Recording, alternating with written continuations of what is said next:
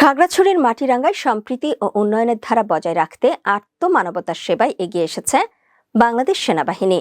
১৯ ফেব্রুয়ারি বেলা ১১টার দিকে বাংলাদেশ সেনাবাহিনীর গুইমারা রিজিয়নের আওতাধীন ১৮ ফিল্ড রেজিমেন্ট আর্টিলারি মাটিরাঙ্গা জোনের উদ্যোগে বিশেষ মানবিক সহায়তা কর্মসূচির আওতায় জোনের আওতাধীন কাঁঠাল বাগান এলাকায় বিনামূল্যে চিকিৎসা সেবা ও ঔষধ বিতরণ করা হয়।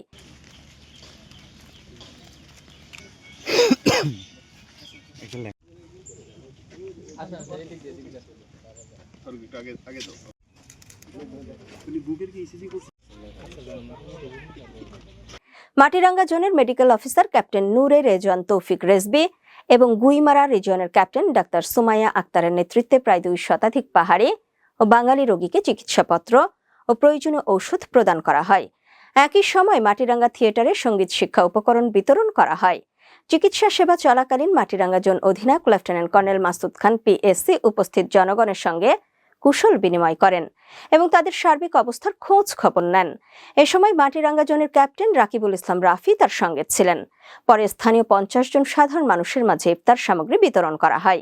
বিনামূল্যে উন্নত চিকিৎসা সেবা, ঔষধ ও ইফতার সামগ্রী পেয়ে উপকারভোগীরা মাটিরাঙ্গা সেনা জোনের প্রতি গভীর কৃতজ্ঞতা প্রকাশ করেন এবং বাংলাদেশ সেনাবাহিনীর সার্বিক সাফল্য ও কল্যাণ কামনা করেন।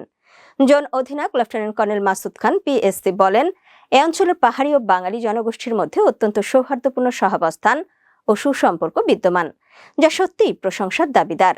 সেনাবাহিনীর পক্ষ থেকে এ ধরনের মানবিক সহায়তা এবং বিনামূল্যে চিকিৎসা সেবা প্রদান কার্যক্রম ভবিষ্যতেও অব্যাহত থাকবে বলেও জানান তিনি।